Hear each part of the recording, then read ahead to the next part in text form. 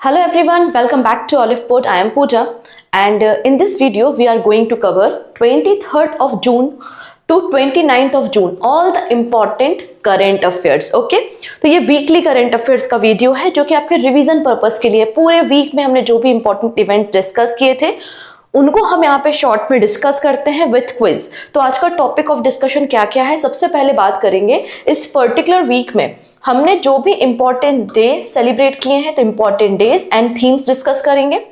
Second हम बात करेंगे इस पर्टिकुलर वीक में जो भी इंपॉर्टेंट बैंकिंग न्यूज थी और बैंकिंग से एसोसिएटेड जो भी रिपोर्ट्स थी उनको हम यहाँ पर डिस्कस कर लेंगे। नेक्स्ट हम डिस्कस करेंगे सब इंपॉर्टेंट पर्सन जो न्यूज में थे, ठीक है, और फिर आपको 30 क्वेश्चंस का एक क्विज मिलेगा, उसको हम देखेंगे and question of the day है जिसका आंसर आप मुझे कमेंट सेक्शन में दे सकते हैं। तो ये आज का हमारा टॉपिक ऑफ डिस्कशन है। ओके है जी, सो स्टार्ट करते हैं। और one more important thing, PDF. So weekly current affairs की पीडीएफ आपको अवेलेबल होगी मेरे टेलीग्राम पे, सिंपली सर्च कीजिएगा current affairs with Pooja ma'am. Okay, current affairs with Pooja ma'am, तो आप मेरे टेलीग्राम पे पहुंच जाएंगे, वहां से आप इजीली इसको पीडीएफ को डाउनलोड कर सकते हैं। इसके अलावा सेकंड ऑप्शन ये है कि आप ऑलिववुड के एप्लीकेशन को डाउनलोड कर लीजिए। ऑलिववुड के एप्लीकेशन को डाउनलोड करके वहां पर जो पीडीएफ बंडल कोर्स है उसमें भी आपको वीकली करंट अफेयर्स की पीडीएफ मिल जाएगी। तो ये दो प्लेसेस हैं जहां से आप पीडीएफ को इजीली डाउनलोड कर सकते हैं, रिवीजन कर सकते हैं। ओके, सो स्टार्ट करते हैं। सबसे पहले ऑल द इंपॉर्टेंट डे, तो जो भी हमने इस पर्टिकुलर वीक में इंपॉर्टेंट डे सेलिब्रेट किए थे उनको देखेंगे। सबसे पहला है 23rd of June. So 23rd of June को IOC इंटरनेशनल ओलंपिक कमेटी का फॉर्मेशन हुआ था, इसलिए हम इंटरनेशनल ओलंपिक डे सेलिब्रेट करते हैं। थीम है लेट्स मूव एंड सेलिब्रेट। अब ये एक इंपॉर्टेंट डे हो सकता है बिकॉज हमको पता है कि पेरिस ओलंपिक्स 2024 स्टार्ट होने वाले हैं अगस्त से, ठीक है, तो इसलिए एक इंपॉर्टेंट डे हो सकता है ये। नेक्स्ट है 24th of June, international day of women in democracy हमने सेलिब्रेट किया और यूनाइटेड नेशन इस इवेंट को ऑर्गेनाइज करता है। थीम है women's leadership in the multilateral diplomacy, ठीक है, women leadership in multilateral diplomacy आपको थीम देखने को मिल जाएगी। नेक्स्ट है 26th ऑफ जून, तो 26th ऑफ जून को 2 डेज हमने सेलिब्रेट किए हैं। एक एब्यूज डे है और एब्यूज के बाद यहाँ पे आपको टॉर्चर डे मिल जाएगा। ओके, चलो देख लेते हैं। International day against drug abuse and illicit trafficking हमने सेलिब्रेट किया 26th ऑफ जून को, जिसकी थीम थी the evidence is clear, invest in prevention. Next, international day in the support of victim of torture 2024, जिसकी थीम है torture is a crime, and it now. तो ये आपको कुछ इंपॉर्टेंट डेज देखने को मिलेंगे। जो नेक्स्ट स्लाइड है वो बहुत इंपॉर्टेंट है और ये दोनों डेज एग्जाम में पूछे जा सकते हैं। फर्स्ट है 27th ऑफ जून को हमने MSME डे सेलिब्रेट किया था, ठीक है। सिंस 2007 हम इस डे को सेलिब्रेट कर रहे हैं। 2007 में first time MSME day celebrate किया।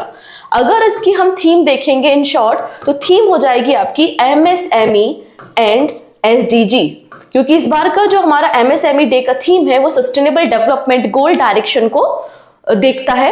सस्टेनेबल डेवलपमेंट गोल की बात करें तो टोटल नंबर ऑफ गोल्स आपके 17 हैं और इनको यूनाइटेड नेशन ने बताया था 2015 में, और टारगेट कब का है, 2030 का टारगेट है।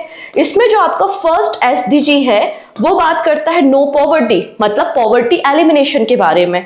तो इसी पर्टिकुलर डायरेक्शन में आपको थीम मिल जाएगी, ठीक है। थीम क्या है, leveraging power and resilience of micro, small and medium size enterprises to accelerate sustainable development and eradicate poverty in the times of multiple crises। तो एक बहुत लंबी सी थीम है, ऑटोमेटिकली आपको एग्जाम में दिख जाएगी और इन शॉर्ट इसको MSME एंड SDG कहा जा रहा है, ठीक है। इतनी चीजें। नेक्स्ट देखेंगे 29th ऑफ जून।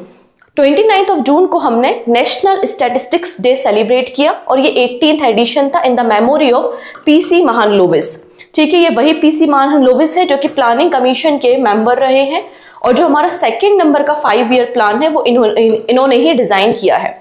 थीम क्या है, use of data for decision making, ये आपको थीम देखने को मिल जाएगी। तो ये कुछ हमारे इंपॉर्टेंट डेज थे इस पर्टिकुलर वीक में। डन। चलिए अब बात करेंगे some important banking news and reports पे। सबसे पहला आता है UNCTAD and very very important report, यहां से क्वेश्चन बन सकता है, ठीक है। अंकटाड मतलब क्या है? United nation trade and development, UNCTAD. इन्होंने अपनी एक रिपोर्ट पब्लिश की जिसमें इंडिया में कितना एफडीआई इनफ्लो हुआ है, मतलब एफडीआई आया है अलग अलग कंट्रीज से इंडिया में, और कितना एफडीआई आउटफ्लो हुआ है, वो इन्होंने डिस्कस किया है इन पर्टिकुलर दिस रिपोर्ट। तो आप यहाँ पे आर्टिकल देख सकते हो जिसमें साफ साफ कहा है कि इंडिया की रैंकिंग 7 पोजीशन से ड्रॉप हुई है in the global FDI ranking. तो इंडिया की रैंकिंग 7 पोजीशन से ड्रॉप हुई और इंडिया 15th पोजीशन पे है। ठीक है, तो ग्लोबल एफडीआई रैंकिंग में इंडिया 15th पोजीशन पे आपको दिख जाएगा। इस रिपोर्ट को वर्ल्ड इन्वेस्टमेंट रैंकिंग कहा जा रहा है। इसको क्या कहा जा रहा है? World investment ranking.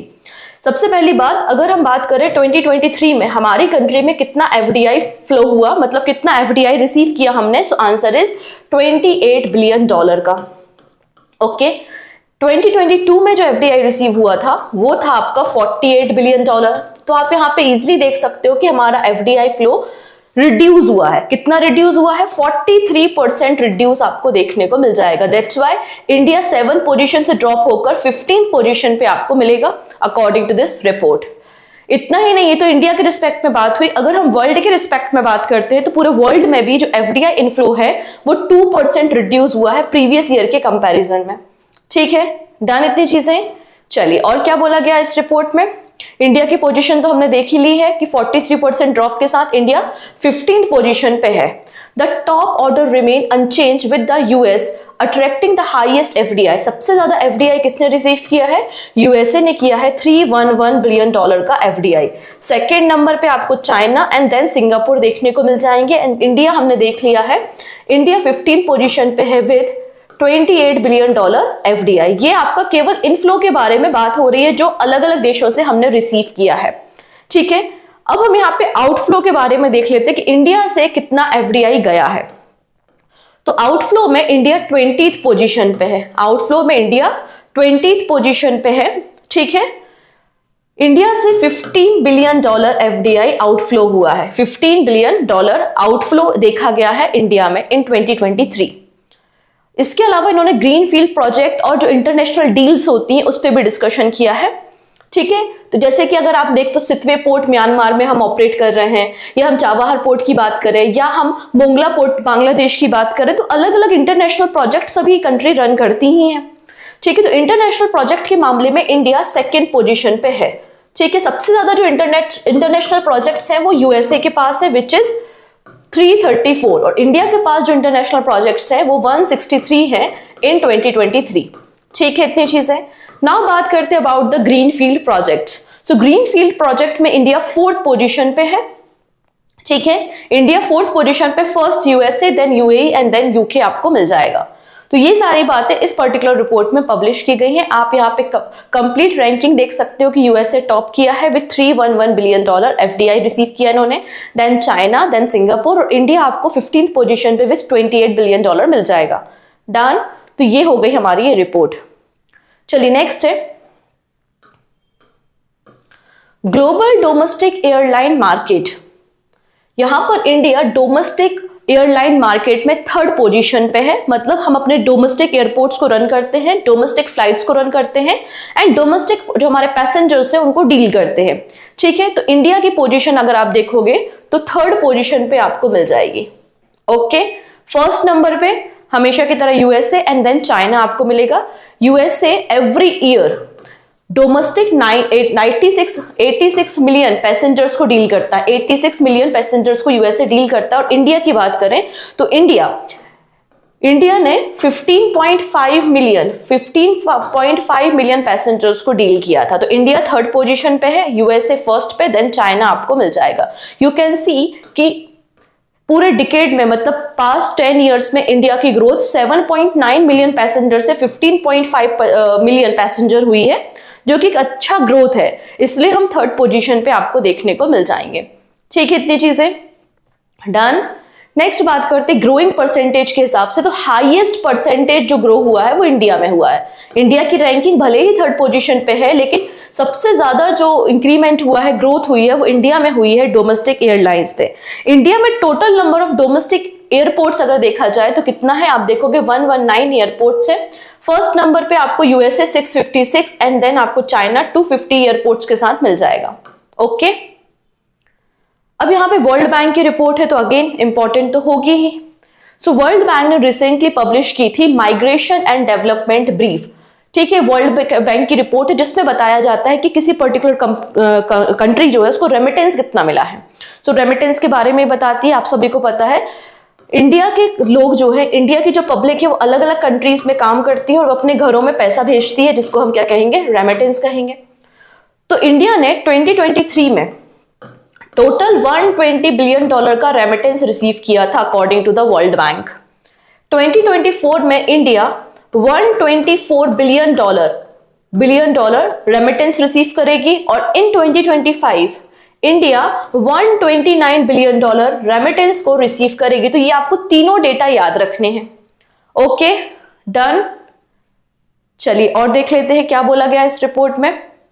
ये जो migration and development brief report है, ये वर्ल्ड बैंक रिलीज करता है ट्वाइस अ ईयर, मतलब एक साल में 2 बार इस रिपोर्ट को पब्लिश किया जाता है। The brief provides an update on the trend and issues related to the remittance flow in the world. Report पे मेंशन किया है $124 billion in 2024 and $129 billion in 2025 India receive करेगा एंड 2023 में इंडिया ने $120 बिलियन रेमिटेंस को receive किया था और इंडिया हाईएस्ट रेमिटेंस रिसिप्टेंट बन गया है। सबसे ज्यादा जो रेमिटेंस रिसीव किया था वो इंडिया ने ही किया था, followed by the Mexico, then China and Philippines. Okay, source क्या है रेमिटेंस का? तो सबसे ज्यादा जो हमको रेमिटेंस मिलता है वो यूएसए से मिलता है एंड यूएसए के बाद आपको यूएई देखने को मिल जाएगा। तो ये हमारे टॉप सोर्स कंट्री है जहां से हमें रेमिटेंस रिसीव होता है। इसके अलावा इंडिया इमिग्रेंट्स में भी टॉप पर है, आप देखेंगे 18.7 मिलियन लोग हैं। सेकेंड नंबर पे यूक्रेन, देन चाइना आपको मिल जाएगा। ओके, चलिए इसके अलावा क्या बोला गया है? तो स्विस नेशनल बैंक की भी अपनी एक रिपोर्ट आई है। तो स्विस नेशनल बैंक जो कि स्विट्जरलैंड में सिचुएटेड है एंड 1907 में इसका फॉर्मेशन किया गया था। प्रेजेंटली इसके जो प्रेसिडेंट है, करंट प्रेसिडेंट कौन है? थॉमस जॉर्डन आपको मिल जाएंगे। तो इन्होंने भी कहा है कि इंडिया के जो पब्लिक है या इंडियन जो लोगों का फंड है स्विस बैंक में वो डिक्रीज हो रहा है, मतलब कम लोग अब डिपॉजिट कर रहे हैं स्विस बैंक में according to the Swiss national bank. ठीक है, तो Indian deposit in Swiss bank drop by the 70% to reach 4-year low of 9,771 crore rupees. तो इंडिया के लोगों का जो डिपॉजिट है वो लगातार डिक्रीज हो रहा है, कम लोग डिपॉजिट कर रहे हैं स्विस बैंक में। और 2023 में अगर देखा जाए तो 9,771 करोड़ रुपीस डिपॉजिट किया गया था स्विस बैंक में। शार्पली डिक्लाइन इसलिए हुआ है क्योंकि जो इंडियन क्लाइंट्स हैं अब वो investment in bond, security and other financial instruments में रिडक्शन, मतलब कम अब यहाँ पे वो इन्वेस्ट कर रहे हैं। ठीक है, अब यहाँ पे इंटरनेशनल कंपैरिजन भी किया गया है कि सबसे ज्यादा जो यूके के क्लाइंट्स है, यूके के क्लाइंट्स का डिपॉजिट सबसे ज्यादा आपको स्विस बैंक में देखने को मिलेगा, विच इज 254 बिलियन CHF क्या है? तो CHF का मतलब यहाँ पे स्विस फ्रैंक है। ठीक है, ये वहां की करेंसी है। तो इतना अमाउंट आप देखेंगे यूके के क्लाइंट्स ने डिपॉजिट किया है। यूके के बाद आपको देखने को मिलता है यूएसए के बाद फ्रांस है और इंडिया 67th पोजीशन पे है। इंडिया 67th पोजीशन पे है, मतलब यहाँ पे जो इंडियन क्लाइंट्स है उनका डिपॉजिट रिड्यूस हुआ है in the Swiss bank according to the Swiss national bank की रिपोर्ट आपको मिल जाएगी। नेक्स्ट है नेशनल स्टॉक एक्सचेंज। इन्होंने recently Nifty India tourism index को रिलीज किया है to track travel and tourism stock. हमारी कंट्री में लगातार ट्रेवल एंड टूरिज्म जो सेक्टर है वो ग्रोथ हो रहा है एंड निफ्टी 500 में जो भी कंपनीज ट्रेवल एंड टूरिज्म से एसोसिएटेड है उनका एक सेपरेट इंडेक्स रिलीज किया गया है by the NSE national stock exchange. उसी इंडेक्स पे बात की जा रही है जिससे हम इन कंपनीज का जो भी परफॉर्मेंस है उनको इजिली ट्रैक कर सके। कुछ दिन पहले निफ्टी EV इंडेक्स को भी पब्लिश किया गया था। तो इंडेक्स का नाम क्या है? Nifty India tourism index. ये आपको नया इंडेक्स देखने को मिल जाएगा। अब कोई भी इंडेक्स जब रिलीज होता है तो उसकी एक बेस वैल्यू होती है और बेस ईयर होता है जहां से आप कंपेयर करोगे। तो बेस वैल्यू है 1000 एंड बेस ईयर क्या है? 2005। 1 अप्रैल 2005 आपको बेस ईयर देखने को मिल जाएगा। तो अगर आपसे पूछ लिया जाए कि निफ्टी ने जो नया इंडेक्स पब्लिश किया है which is Nifty India tourism index, इसका बेस ईयर क्या है? तो आप कहेंगे 1 अप्रैल 2005 इसका बेस ईयर है। अगर हम ट्रेवल एंड टूरिज्म सेक्टर के बारे में बात करें तो इनका कंट्रीब्यूशन $199.6 बिलियन है हमारे जीडीपी में। नेक्स्ट है एसबीआई के चेयरमैन जिनका नाम है दिनेश कुमार खारा। इन्होंने रिसेंटली कहा है कि इस फाइनेंशियल ईयर में मतलब 2024-25 में हम 400 न्यू एसबीआई ब्रांचेस ओपन करेंगे एंटायर नेशन में। हमने 2023 में टोटल 137 न्यू ब्रांचेस को ओपन किया था, ये रिसेंटली बोला गया है। ठीक है, ऑलरेडी 22,500 एसबीआई की ब्रांचेस रन हो रही हैं। Okay, according to the State Bank of India Chairman Dinesh Kumar Khara, the bank plans to open 400 branches in India in the 24-25 financial year. ये इसमें कहा गया है। अब एक और इम्पॉर्टेंट बात, ये जो भी हमारे शेड्यूल कमर्शियल बैंक होते हैं या प्राइवेट इंडियन बैंक्स होते हैं, उनको इंडिया के अंदर ब्रांच ओपन करने के लिए आरबीआई की परमिशन की रिक्वायरमेंट नहीं होती। बस इतनी ही कंडीशन होती कि कोई भी public sector bank, Indian private bank, small finance bank अगर अपनी ब्रांचेस को ओपन करता है तो उनके 25 ब्रांचेस या 25 बैंकिंग आउटलेट आपके रूरल एरियाज में होना मैंडेटरी है। ठीक है, ये बात यहाँ पे कही गई है। ओके है जी, चलो नेक्स्ट देख लेते हैं। अब एसबीआई आप सभी को पता है कि एक पब्लिक सेक्टर बैंक है, और पब्लिक सेक्टर बैंक है इसका मतलब है कि एसबीआई में ऑब्वियस सी बात है गवर्नमेंट ऑफ इंडिया के शेयर्स होंगे, और जब किसी कंपनी को प्रॉफिट होता है तो अपने शेयर होल्डर्स को डिविडेंड ट्रांसफर करती है। तो सिमिलर एसबीआई ने 6,959 करोड़ रुपीस डिविडेंड दिया है किसको, इंडियन गवर्नमेंट को। ठीक है, और पर शेयर की जो वैल्यू है वो 13.70 रुपीज है। So State Bank of India has distributed a dividend of 6,959 crore rupees to the Indian government for the financial year 23-24। ठीक है, इतनी चीजें। इस रिपोर्ट में यह भी कहा गया कि जो एसबीआई है उसको नेट प्रॉफिट 67,000 करोड़ रुपीस का नेट प्रॉफिट एसबीआई को हुआ है। सिमिलर यहाँ पे bank of Maharashtra Pune bank government of India का मतलब पब्लिक सेक्टर बैंक है, क्योंकि इसमें गवर्नमेंट ऑफ इंडिया की जो शेयर होल्डिंग है वो 86% आपको शेयर होल्डिंग देखने को मिल जाएगी। तो अगर बैंक ऑफ महाराष्ट्र को प्रॉफिट होगा तो उसका डिविडेंड भी किसको जाएगा, गवर्नमेंट ऑफ इंडिया को ही जाएगा। तो यहाँ पर बैंक ऑफ महाराष्ट्र को प्रॉफिट हुआ है। ठीक है, इन्होंने अगर देखा जाए तो FY24 में नेट प्रॉफिट अर्न किया है 4,000 करोड़ रुपीस का। ठीक है, जो कि प्रीवियस ईयर के कंपैरिजन में 55% ज्यादा हुआ है, और इन्होंने 857 करोड़ रुपीस डिविडेंड दिया है गवर्नमेंट ऑफ इंडिया को। ठीक है, अगर आप बैंक ऑफ महाराष्ट्र के मैनेजिंग डायरेक्टर देखेंगे तो निधु सक्सेना आपको मिल जाएंगे। नेक्स्ट बात करेंगे प्रायोरिटी सेक्टर लेंडिंग। ठीक है, अभी प्रायोरिटी सेक्टर लेंडिंग क्या है, तो इसको रन करने का काम आरबीआई करता है। आरबीआई इंश्योर करता है कि जो भी हमारे public sector bank, private bank, small finance bank, RRBs हैं, वो अपने टोटल लोन डिस्ट्रीब्यूशन का कुछ परसेंटेज आपको प्रायोरिटी सेक्टर में ही आपको लोन प्रोवाइड करना है। ऐसा इसलिए किया गया है कि जिससे जो हमारे अंडर प्रिविलेज क्लास है, पुअर क्लास है, या ऐसे कुछ सेक्टर्स है जिनमें लॉस मेकिंग सेक्टर्स भी बोला जा सकता है, उनको भी लोन दिया जा सके अपने बिजनेस को ग्रोथ करने के लिए। फॉर एग्जाम्पल, एक बिजनेसमैन है, बहुत बड़ा बिजनेसमैन है, और वो आता है बैंक के पास लोन लेने के लिए, तो बैंक को पता है यार इसका बड़ा बिजनेस है, इसको प्रॉफिट होगा, ये हमारा लोन रिटर्न कर देगा। वही एक फार्मर आता है, अब यहाँ पे हो सकता है यार रेनफॉल ज्यादा हो जाए, हो सकता है रेनफॉल कम हो, तो यहाँ पे बहुत मतलब प्रोबेबिलिटी बहुत ज्यादा चेंज होती है, वेरी होती है। तो ऐसे केस में बैंक वाले को लग रहा है यार इसको मैंने अगर लोन दे दिया तो क्या पता यार एनपी हो जाए, लोन वापस ना आए।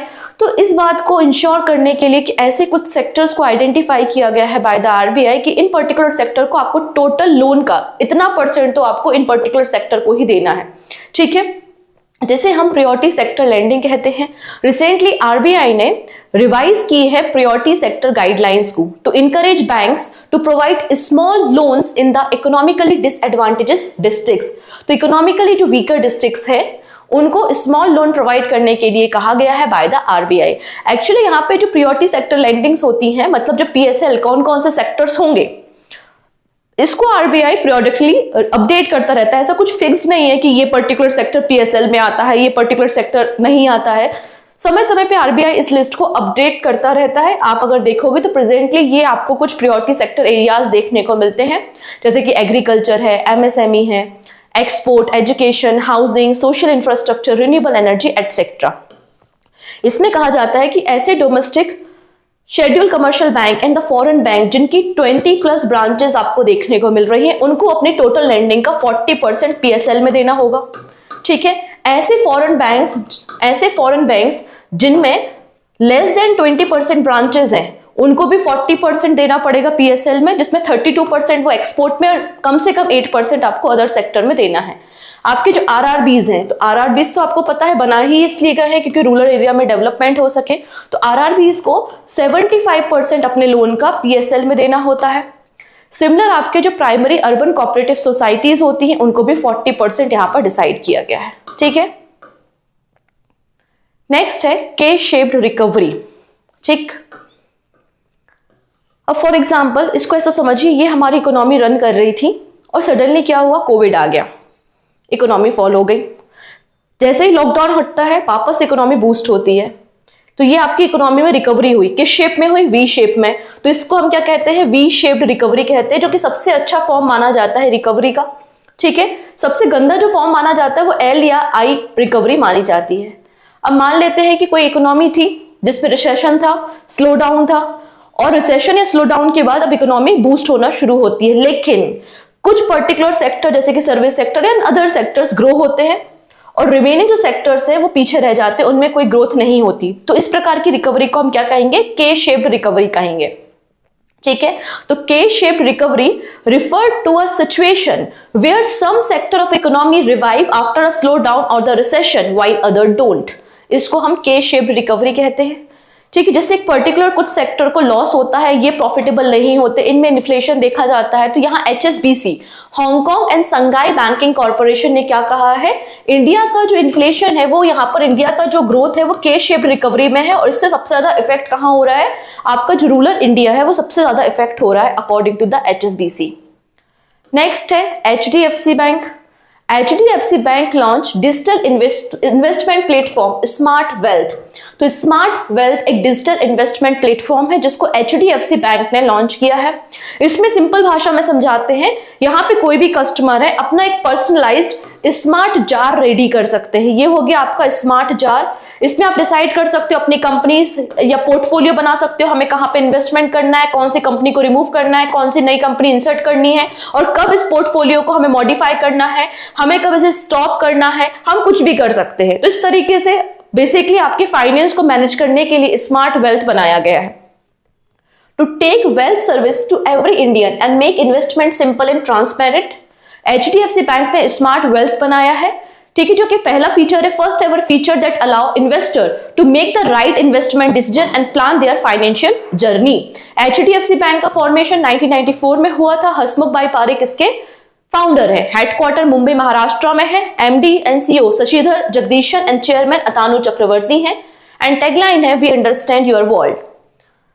सिमिलर अगर हम ICICI बैंक के बारे में बात करते हैं, ठीक है, तो ICICI बैंक ने अनवील किया है स्मार्ट लॉक। ठीक है, स्मार्ट लॉक किसका है, ICICI बैंक का है। ICICI बैंक का एक मोबाइल एप्लीकेशन जिसका नाम है आई मोबाइल पे। ठीक है, इनकी मोबाइल एप्लीकेशन से आप क्या कर सकते हो, UPI ट्रांजेक्शन कर सकते हो, इंटरनेट बैंकिंग यूज कर सकते हो, क्रेडिट कार्ड, डेबिट कार्ड, सारी फैसिलिटी होती है। अब आप चाहते हो कि मैं कुछ दिनों के लिए इंटरनेट बैंकिंग को अपने मोबाइल की ऑफ कर दूं, लॉक कर दूं, कुछ दिन बाद हमारा मन हुआ अनलॉक करने की, मतलब ये जो फीचर है आप इसमें किसी भी बैंकिंग सर्विस को अपनी कन्वीनियंट के अकॉर्डिंगली लॉक एंड अनलॉक कर सकते हो, और आप इस पूरे आई मोबाइल एप्लीकेशन को भी लॉक एंड अनलॉक कर सकते हो यूजिंग द स्मार्ट लॉक। तो ICICI Bank has launched Smart Lock, a novel safety feature that lets user lock and unlock several banking services at once without contacting customer support via the phone or mobile application or email। ठीक है, 1994 में ICICI bank का formation हुआ था। मुंबई महाराष्ट्र में headquarter है। And Sandeep Bakshi MD and CEO मिल जाएंगे। नेक्स्ट है state of global air report. आप यहां पे एक रिपोर्ट देख रहे हैं, जिस रिपोर्ट में क्या लिखा गया है, रिपोर्ट में लिखा गया है कि एवरी ईयर 464 चिल्ड्रन की डेथ होती है इन इंडिया में because of the air pollution. ठीक है, इस रिपोर्ट को यूनिसेफ ने पार्टनरशिप की थी हेल्थ इफेक्ट इंस्टीट्यूट के साथ। तो health effect institute and UNICEF ने मिलकर state of global air report को पब्लिश किया है, जो कि एक comprehensive analysis of data provide करता है air quality and health impact पे। ठीक है, एयर पोल्यूशन के कारण पूरे वर्ल्ड में सेकेंड नंबर पे सबसे ज्यादा डेथ होती है, मतलब एयर पोल्यूशन के रीजन से पूरे वर्ल्ड में सबसे ज्यादा आपको डेथ मिलेंगी सेकेंड नंबर पे अकॉर्डिंग टू दिस रिपोर्ट। ठीक, क्या बोला गया है? और इसमें सबसे पहली बात इसमें क्या कही गई है कि every year because of the air pollution, because of the air pollution every year 1,69,000 childs की डेथ होती है इन इंडिया में। इंडिया में इतनी डेथ होती है। ठीक है, अगर पूरा डिसीज का वर्डन हम देखेंगे तो इंडिया और चाइना में सबसे ज्यादा एयर पोल्यूशन की वजह से डिसीज का मतलब डेथ का बर्डन है। India and China total 54% contribute करते हैं of the global air pollution disease burden. Done. इसके अलावा इस रिपोर्ट में ये कहा गया है कि 99% global population unhealthy level of PM में रहती है, क्योंकि पीएम का जो लेवल है वो कितना है 5 माइक्रोग्राम पर मीटर क्यूब है, जबकि इंडिया में कितना है 54 माइक्रोग्राम पर मीटर क्यूब है। ये WHO की सेफ लिमिट है और हमें सेफ लिमिट से कहीं ज्यादा सेफ अबव है। तो इसमें वही कहा है कि 90% of the global population unhealthy level of PM में रहती है, जिसके कारण ये डिसीज बर्डन लगातार इंक्रीज होता जा रहा है। ठीक, चलिए अब हेनले एंड पार्टनर्स ने एक रिपोर्ट पब्लिश की है जिसका नाम है Henley private wealth migration report.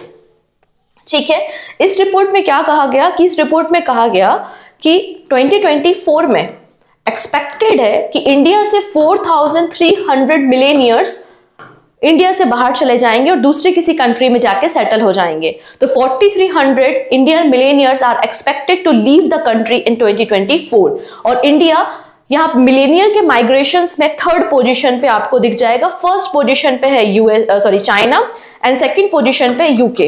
First position पे चाइना एंड सेकंड पोजीशन पे यूके है, जहां पर मिलेनियर्स का माइग्रेशन सबसे ज्यादा होता है। इंडिया की ही नहीं पूरे वर्ल्ड की जो टॉप डेस्टिनेशन है फॉर द मिलेनियर्स वो आपको UAE मिलेगी। ठीक है, इस रिपोर्ट में यह भी कहा गया है कि 2024 में 1,28,000 मिलेनियर्स हैं जो अपनी कंट्री को लीव कर देंगे, ऐसा एक्सपेक्टेड है according to this report. Done. चलिए अब एक और रिपोर्ट है जो कि NSO पब्लिश करता है, national statistical office which is work under the ministry of statistics and programme implementation. इन्होंने एक रिपोर्ट को पब्लिश किया है जिसका नाम है statistical report on the value of output from the agriculture and allied sector 2011-12 to 22-23 report, जिसमें agriculture और उसके allied sector like life stock, fishery, forestry, इसमें कितनी ग्रोथ हुई है 2011-12 से 22-23 इस डेटा को रिवील किया गया है। तो इसमें कहा गया है कि जो एग्रीकल्चर और अलाइड सेक्टर है वो हमारी GVA मतलब ग्रॉस वैल्यू एडेड में 18.2% कॉन्ट्रीब्यूट करते हैं। ठीक है, इन चारों सेक्टर का डेटा अलग अलग पब्लिश किया गया है। आप देखेंगे fishing, forestry, life stock and crop. So life stock, forestry और फिशिंग एरिया में हमने देखा है कि 2011-12 के कंपैरिजन में इन 22-23 इंक्रीज हुआ है। लाइफ स्टॉक 25.6% से इंक्रीज होकर 30.9% हुआ है। फॉरेस्ट्री 7.8% से इंक्रीज होकर 7.9% हुई है। फिशिंग 4.2% से इंक्रीज होकर 6.9% इंक्रीज हुआ है। But in the crop sector, तो क्रॉप सेक्टर डिक्लाइन हुआ है। 2011-12 में ये 62.4% से डिक्लाइन होकर 54.3% हो गया। तो केवल क्रॉप सेक्टर है जो डिक्लाइन हुआ है। ठीक है, इतनी चीजें। अगर हम क्रॉप सेक्टर की बात करें तो क्रॉप सेक्टर में आपको अलग अलग कैटेगरीज देखने को मिलती हैं। तो यहाँ पे जो सेरल्स, फ्रूट एंड वेजिटेबल्स हैं, ये लार्जेस्ट ग्रुप है जो कि 55% कॉन्ट्रीब्यूट करती हैं टोटल आउटपुट का, cereal and fruit and vegetables. Okay, तो सेरल्स के मामले में अगर देखते हैं तो सेरल्स के मामले में यूपी टॉप पर है एंड फ्रूट एंड वेजिटेबल्स के मामले में आपको वेस्ट बंगाल टॉप पर मिल जाएगा। ठीक है, अकॉर्डिंग टू दिस रिपोर्ट। अगर हम बात करते हैं शुगर केन के बारे में तो शुगर केन पे भी टॉप पर यूपी है एंड आपका लक्षद्वीप बॉटम पर है, आपका लोवेस्ट आउटपुट देता है in the terms of cereals. Clear. अगर हम लाइफ स्टॉक के बारे में बात करें तो लाइफ स्टॉक ग्रोथ हुआ है, आप देखेंगे 487,000 करोड़ रुपीस से इंक्रीज होकर 878,000 करोड़ रुपीस हो गया है। और की कंट्रीब्यूशन आपका मिल्क सेक्टर का है, मिल्क सेक्टर का कंट्रीब्यूशन 66% आपको मिल जाएगा। एंड लाइफ स्टॉक में टॉप पर है राजस्थान एंड राजस्थान के बाद आपको यूपी देखने को मिल जाएगा। बॉटम पे कौन है? तो बॉटम पे आपको मिलेगा गोवा। ओके है जी, डन। बॉटम पे हो गया गोवा। नेक्स्ट बात करते हैं फॉरेस्ट्री। तो फॉरेस्ट्री में भी ग्रोथ हुई है। ठीक है, 149,000 करोड़ रुपीस से ग्रोथ होकर 223,000 करोड़ रुपीस है। और मेजर जो प्रोडक्शन है वो इंडस्ट्रियल वुड है विच इज 68%। टॉप पर कौन है? टॉप पर है महाराष्ट्र के बाद राजस्थान एंड देन यूपी आपको मिल जाएगा। तो ये टॉप 3 स्टेट्स यहां पर हो गए। नेक्स्ट बात करेंगे फिशिंग एंड एक्वाकल्चर। तो इस पर्टिकुलर डायरेक्शन में भी हमने काम किया है और ग्रोथ देखी है। ठीक है, आप देखेंगे 80,000 करोड़ रुपीज से ग्रोथ होकर 195,000 करोड़ रुपीज है। लार्जेस्ट प्रोड्यूसर कौन है? तो आंध्र प्रदेश है। और यहाँ पे लोवेस्ट कौन है? तो अरुणाचल प्रदेश है। ठीक है, अरुणाचल प्रदेश लोवेस्ट आपको मिल जाएगा। डन। इसके अलावा पल्सेज में मध्य प्रदेश टॉप पर है। Gujarat and Rajasthan oil seeds के प्रोडक्शन में आपको टॉप पर मिल जाएंगे। तो ये सारी बातें इस रिपोर्ट में कही गई, सारे की पॉइंट्स को हमने यहाँ पे डिस्कस कर लिया। हम शॉर्ट में डिस्कशन इसलिए कर रहे हैं क्योंकि सारी चीजों को हमने डिटेल में डेली करंट अफेयर्स में ऑलरेडी पढ़ा हुआ है, तो अभी आपको रिवाइज करना बड़ा ईजी हो जाएगा, राइट। इसके अलावा फर्दर डिस्कशन करने से पहले, इंपॉर्टेंट पर्सन के बारे में बात करने से पहले एक छोटी सी इंफॉर्मेशन है about the SEBI grade A examination. Notification out हो चुका है। आई होप आपने फॉर्म भी फिल कर लिए होंगे।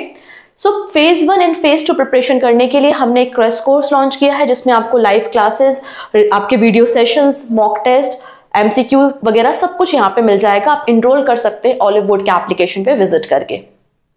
ओके, चलिए अब बात करते हैं सम इंपॉर्टेंट पर्सन जो न्यूज में है। सबसे पहले बात करेंगे भारत संचार निगम लिमिटेड, जिसको हम बीएसएनएल कहते हैं। एंड बीएसएनएल के डायरेक्टर अपॉइंट हुए जिनका नाम है सुधाकर राव पापा। ठीक है, प्रेजेंटली ये चीफ जनरल मैनेजर की तरह काम कर रहे थे बीएसएनएल में और इनको डायरेक्टर बना दिया गया है। इसके अलावा कुछ और इंपॉर्टेंट अपॉइंटमेंट्स हुई थी, like global wind energy council India का चेयरमैन गिरीश ताती को बनाया गया है। Principal secretary of the prime minister doctor PK Mishra, इनको सेकेंड टर्म बनाया गया है। वही अगर अपनी कंट्री के एनएसए मतलब नेशनल सिक्योरिटी एडवाइजर की बात करेंगे तो अजीत डोभाल है और ये थर्ड टर्म के लिए बने हैं। Advisor to the prime minister Amit Khare and Tarun Kapoor है और ये भी आपको सेकेंड टर्म के लिए एडवाइजर या सलाहकार देखने को मिलेंगे प्राइम मिनिस्टर के। Next and very important appointment हम बात करेंगे गिरिजा सुब्रमण्यम के बारे में। इनको CMD of new India assurance company का बनाया गया है। न्यू इंडिया एश्योरेंस कंपनी एक Indian public sector insurance company है जो कि मिनिस्ट्री ऑफ फाइनेंस के अंदर काम करती है, जिसका हेडक्वार्टर मुंबई महाराष्ट्र में है। और इस बॉडी की जो सीएमडी बनाई गई है वो गिरिजा सुब्रमण्यम बनाई गई है। तो इंपॉर्टेंट नाम है, इसलिए इनका नाम याद रखना है। ठीक है, नेक्स्ट नाम देखेंगे Om Birla. Om Birla 18th Lok Sabha speaker, 18th Lok Sabha के स्पीकर अपॉइंट हुए हैं फॉर द सेकेंड टाइम।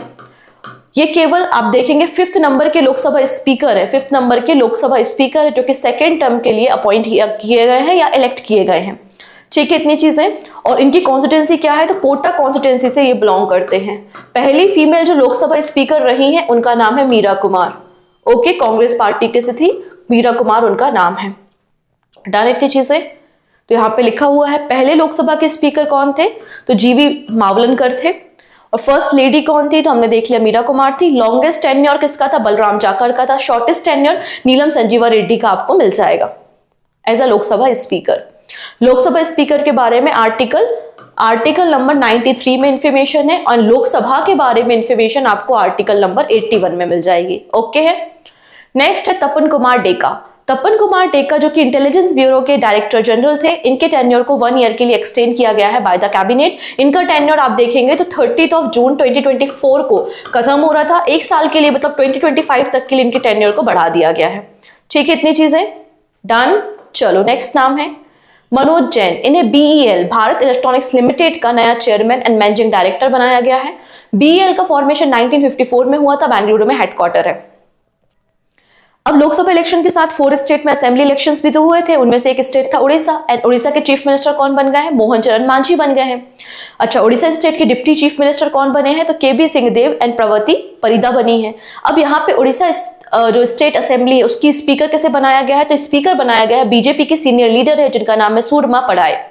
ठीक है, नेक्स्ट इंपॉर्टेंट नाम doctor Radhakrishnan, former chairman of Indian space research organisation to head government committee on the restructuring NTA. तो हमारा अभी जो एनटीए का मतलब नेशनल टेस्टिंग एजेंसी जो एग्जाम कराती है विच इज नीट, तो नीट का पेपर लीक हो गया। ठीक है, इसके अलावा उन्होंने यूजीसी नेट का पेपर भी कैंसिल कर दिया।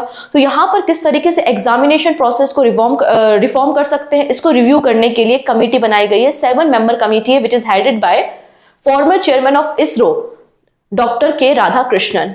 ठीक है, इसके अलावा जो एग्जिस्टिंग डायरेक्टर जनरल थे एनटीए के सुबोध कुमार सिंह, उनको भी रिप्लेस कर दिया गया है और नए डायरेक्टर जनरल एनटीए के बन गए हैं प्रदीप सिंह। ठीक है, एनटीए का फॉर्मेशन 2017 में हुआ था by the ministry of education. चलिए 30th जून, हम सभी को पता है कि 30th जून को हमारी कंट्री को हमारे नए chief of the army staff मिल चुके हैं और हमारे चीफ ऑफ आर्मी स्टाफ कौन है? लेफ्टिनेंट जनरल उपेंद्र द्विवेदी हैं।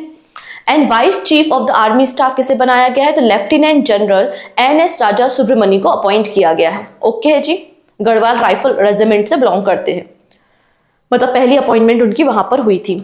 नेक्स्ट है इंडिया की फर्स्ट AI यूनिवर्सिटी जिसका नाम है यूनिवर्सल AI यूनिवर्सिटी। इसके वाइस चांसलर अपॉइंट हुए हैं Simon Mack. And Simon Mack जो है वो फर्स्ट नॉन इंडियन है, मतलब जो NRI या फॉरेन पर्सन है जिनको इंडिया की किसी यूनिवर्सिटी का वाइस चांसलर बनाया गया है, इसलिए इंपॉर्टेंट नाम हो जाता है ये। नेक्स्ट नाम है सीरजा अकूला। इन्होंने हिस्ट्री क्रिएट कर दी है by winning WTT contender single title, तो world table tennis contender single title, women single का टाइटल एंड विमेन्स डबल का टाइटल दोनों इन्होंने जीता है। सीरजा अकूला हैदराबाद से बिलोंग करती है और टेबल टेनिस से एसोसिएटेड है। इसके अलावा आप कंप्लीट लिस्ट देख सकते हैं। विमेन सिंगल तो हमने देख लिया, सीरजा अकूला है फ्रॉम इंडिया।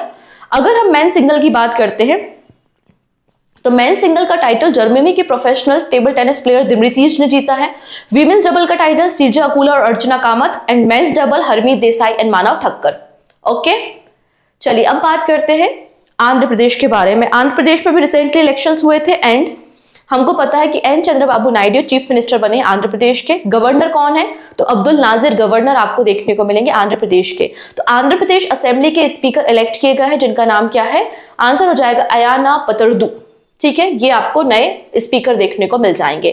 अगला नाम आता है कलश गुप्ता का, जो कि IIT दिल्ली के स्टूडेंट है और इन्होंने वर्ल्ड लार्जेस्ट कोडिंग कंपटीशन जीता है।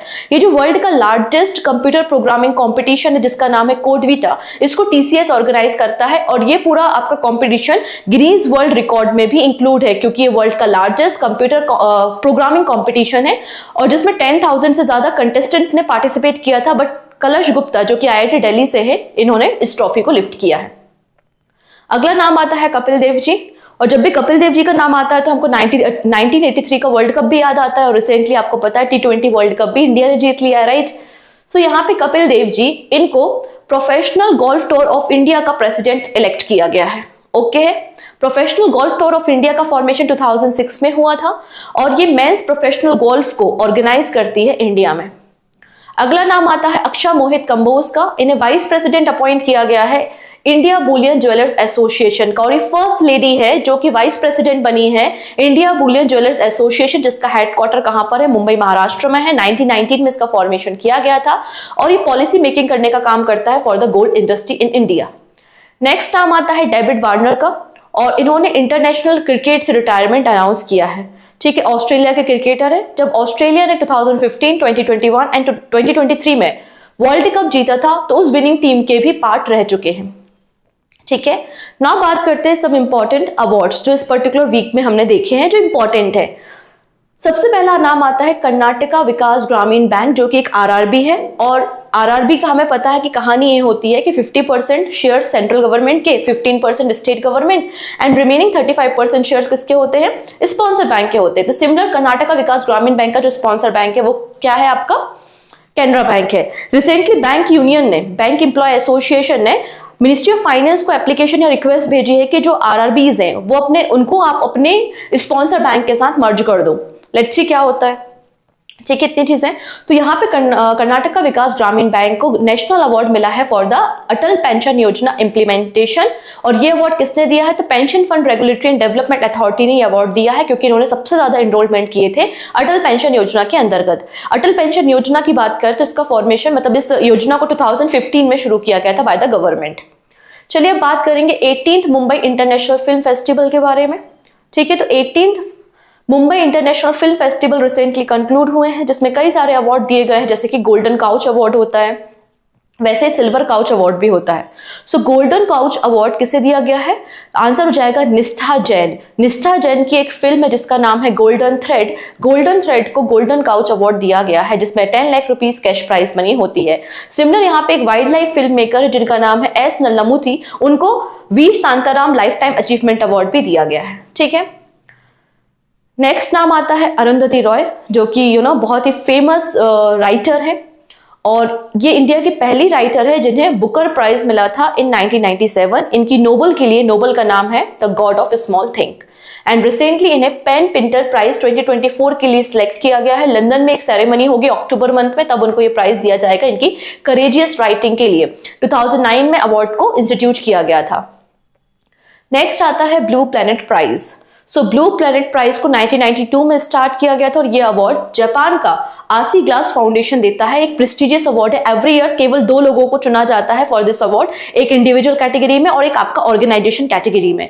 ठीक है, आइए हम दोनों अवार्ड्स को यहाँ पर डिस्कस करेंगे। तो professor Robert Costanza university college London के प्रोफेसर है जिनको सिलेक्ट किया गया है। सेकेंड है intergovernmental platform on biodiversity and ecosystem services, ये आपका इंस्टीट्यूशनल कैटेगरी में ब्लू प्लैनेट प्राइज दिया जाएगा। अभी जो intergovernmental platform on biodiversity and ecosystem है, इसका फॉर्मेशन 2012 में पनामा में हुआ था और इंडिया भी इसका मेंबर आपको मिल जाएगा।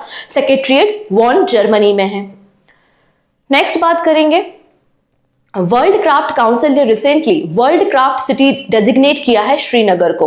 ओके, तो श्रीनगर 4th इंडियन सिटी बन गई है जिसको वर्ल्ड क्राफ्ट सिटी डेजिग्नेट किया है, रिकॉग्नाइज किया गया है by the world craft council के द्वारा।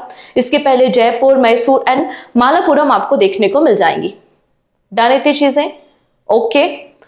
वर्ल्ड क्राफ्ट काउंसिल 1964 में फॉर्म हुई थी और मेन ऑफिस इसका बेल्जियम में आपको मिल जाएगा। एंड लास्ट पे ये कुछ शॉर्ट न्यूज है हमारे पास। रोहित शर्मा ये फर्स्ट बैट्समैन है जिन्होंने 206 को हिट किया है इन द T20 इंटरनेशनल और फिलहाल इन्होंने T20 इंटरनेशनल से रिटायरमेंट भी अनाउंस कर दिया है। नेक्स्ट बात करते हैं विराट कोहली के बारे में। इनका लाइफ साइज स्टैच्यू अनवील किया गया है टाइम्स स्क्वायर में न्यूयॉर्क में और इन्होंने भी T20 इंटरनेशनल से रिटायरमेंट अनाउंस किया है।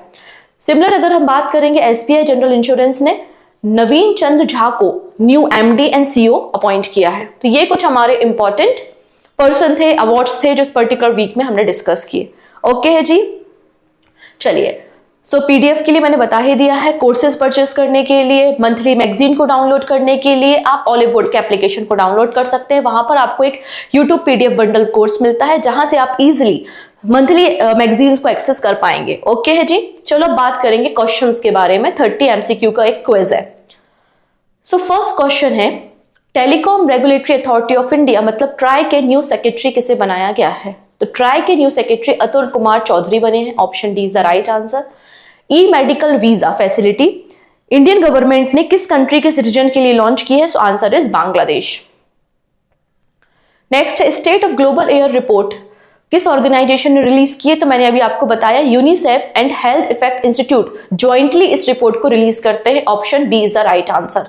According to the Henley Private Wealth Migration Report 2024, 4,300 millionaires may leave India this year. यहाँ पे पूछा गया है कि फेवरेबल डेस्टिनेशन क्या है इंडियन मिलियनियर्स के लिए? तो आंसर है UAE। Recently, 4 arm force medical service officer ने 32 मेडल्स को एक्वायर किया है in 43rd world medical and health games में। The championship was held in which country? तो ये चैंपियनशिप कहाँ हुई थी? फ्रांस में। नेक्स्ट है, ministry of women and child development ने एक वर्कशॉप ऑर्गेनाइज की थी जिसका नाम है नेशनल वर्कशॉप ऑन संकल्प how for the empowerment of women. ये कितने डेज की एक्सरसाइज है, ये कितने डेज की वर्कशॉप है आपके विज्ञान भवन न्यू दिल्ली में? सो आंसर इज 100 डेज की। ठीक है, 100 डेज की आपको ये मिल जाएगी।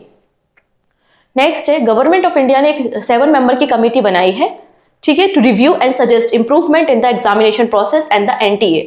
तो इस कमेटी के हेड कौन है? तो आंसर हो जाएगा डॉक्टर के राधाकृष्णन है। ओके, नेक्स्ट है, वो कौन सा जनरल इंश्योरेंस कंपनी है जिसने कैशलेस क्लेम प्रोवाइड किया है 8 करोड़ रुपीस का for 8,000 hospital admission under the Ayushman Bharat Pradhan Mantri Jan Arogya Yojana in the union territory Dadra Nagar Haveli and the Daman and Diu? तो यहां पर वो जनरल इंश्योरेंस कंपनी जिन्होंने 4 मंथ्स में 8 करोड़ से ज्यादा लोगों के क्लेम को अप्रूव किया है। सो आंसर है universal Sompo general insurance, option D.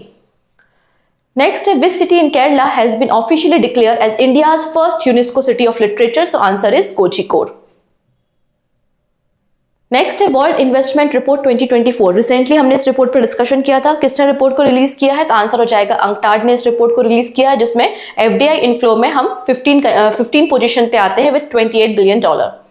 Next है union home minister Amit Shah inaugurated the fast track immigration trusted traveller programme at terminal 3 of which airport? So answer is Indira Gandhi international airport Delhi, option A is the right answer. Next है कर्नाटका विकास ग्रामीण bank को recently national award दिया गया है by the PFRDA under the Atal pension योजना implementation. सो इस bank का sponsor bank क्या है? आंसर हो जाएगा Canara bank. How many medal has India won in total in the BRICS games 2024? तो ब्रिक्स की प्रेसिडेंसी किसके पास है? रशिया के पास है। तो इन गेम्स को भी होस्ट किसने किया है? रशिया ने किया है। एंड टोटल मेडल इंडिया को 29 मेडल्स मिले हैं, option D. And top country कौन सी है? तो रशिया है। रशिया को टोटल 266 गोल्ड मतलब 266 इन्होंने मेडल्स को जीता है। नेक्स्ट है V core, Bharat centre of Olympic research and education.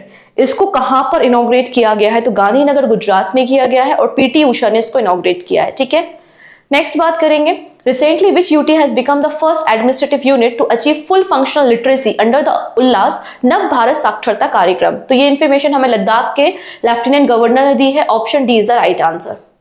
Next है 100 नंबर की कंट्री कौन बन गई है जिसने आईएसए को ज्वाइन किया है as a full member? So answer हो जाएगा Paraguay, option D is the right answer. Next, bureau of Indian standard ने 2 नए स्टैंडर्ड को इंट्रोड्यूस किया है to enhancing the safety of blank in the L, M and N category. So answer is electric vehicles. Option B is the right answer. According to the S&P Global Rating, India की GDP forecasting कितनी है by the FY25? तो India according to the S&P India FY25 में 6.8% से grow करेगा, option B. FY26 में 6.9% and FY27 में 7% growth होगी इंडिया में according to the S&P। 64th international sugar organisation council meeting कहां पर हुई? सो आंसर हो जाएगा न्यू दिल्ली में हुई थी, इंडिया में हुई थी और इसका हेडक्वार्टर आपको लंदन में देखने को मिल जाएगा। उत्तर प्रदेश गवर्नमेंट वर्ल्ड का first conservation and breeding centre for Asian kings vulture और रेड हेडेड वल्चर किस सिटी में सेटअप करेगा? सो आंसर हो जाएगा Maharajganj, option D is the right answer. Next, ministry of coal via eastern coalfield limited has initiated India's first pilot project for underground coal gasification in which state? So answer is Jharkhand. ये India का पहला coal gasification plant है जो कि underground है। Anuj Tyagi has been appointed the new MD and CEO of the which general insurance company? So answer हो जाएगा HDFC ERGO general insurance, option C. Next question है, statistical report on the value of output from agriculture allied sector 2024, identify the incorrect statement. पहला statement कहा गया है कि agriculture allied sector का जो कंट्रीब्यूशन है जीवीए में वो 18.2% है। सेकंड है क्रॉप सब सेक्टर जो शेयर है एग्रीकल्चर एंड अलाइड सेक्टर में वो इंक्रीज हुआ है फ्रॉम 54.3% टू 62.4%। उत्तर प्रदेश यहाँ पे सेरल आउटपुट में टॉप पर है, वही वेस्ट बंगाल टॉप प्रोड्यूसर है फ्रूट एंड वेजिटेबल्स का। एंड फोर्थ स्टेटमेंट है Rajasthan and Uttar Pradesh together contribute about the quarter of the live stock output. कौन सा स्टेटमेंट इनकरेक्ट है? तो हमको दिख रहा है कि सेकंड स्टेटमेंट इनकरेक्ट है क्योंकि क्रॉप जो सब सेक्टर है उसमें आपको डिक्लाइन देखने को मिलेगा, बाकी रिमेनिंग सेक्टर में इंक्रीमेंट हुआ है, option 2। According to the World Bank report, India has received how much remittance in 2023? So answer is $120 billion, option B is the right answer. National council of applied economics research के accordingly FY25 में India का GDP growth कितना होगा? तो 7.5% estimate किया गया है। Next है vice president of India Boolean jewellers association, तो फर्स्ट फीमेल वाइस प्रेसिडेंट कौन बन गई है? अक्षय मोहित कंबोज। नेक्स्ट है which bank has launch a new digital investment platform smart wealth? So answer is HDFC bank, option D is the right answer. First International Dairy Federation Asia Pacific Summit has been organized in which city? तो first edition है, important है, Kochi Kerala, option D. Next है pen Pinter prize 2024 किसे दिया गया है? तो ये प्राइज आपको दिया गया है अरुंधति रॉय को, ऑप्शन सी। नेक्स्ट है president of the professional golf tour of India किसे बनाया गया है? तो आंसर हो जाएगा यहाँ पे कपिल देव को बनाया गया है, ऑप्शन डी अगेन करेक्ट हो जाएगा। ये आपके हो जाएंगे question of the day. 2 question है, इन दोनों क्वेश्चंस के आंसर आप मुझे कमेंट सेक्शन में देंगे with your score. Out of 30 कितने क्वेश्चंस आपके करेक्ट है, तो आप अपना स्कोर भी मुझे कमेंट सेक्शन में बता सकते हैं। ठीक है, 2 क्वेश्चन है, इन दोनों क्वेश्चन का आंसर आप मुझे कमेंट सेक्शन में बताइएगा, मुझे वेट रहेगा, इंतजार रहेगा आपके आंसर्स का। सो मिलते हैं नेक्स्ट वीडियो में, take care and bye bye.